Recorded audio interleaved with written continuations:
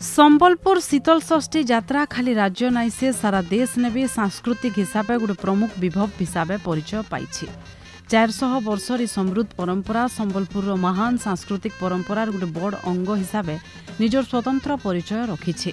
मर्त्यने देवदंपति बिहा हिसाब महादेव लौकिक बिहार पर्व हिसाब प्रसिद्धि पाई। विराट भव्य दिव्य शोभायात्रा सारा देश ने विरल।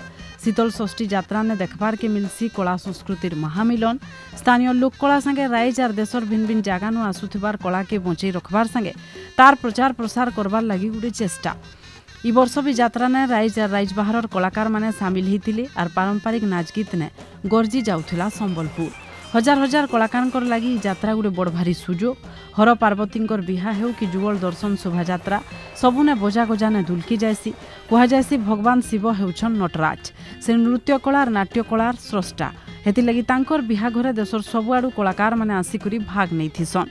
इ शोभायात्रा लगी खास करी केतेटा नाई जानिथिबार कला बाबदे भी लोक जानबार के पाइथिसन। हेतिलगी रास्तार दुही तरे हजार हजार लोक ठिया हेकरी सबु पारंपरिक नाच गीत के देखिथिसन। इ सबु बाबदे जानिथिसन शिखिथिसन। संबलपुर देखुथिले तृप्ति पंडांकर रिपोर्ट।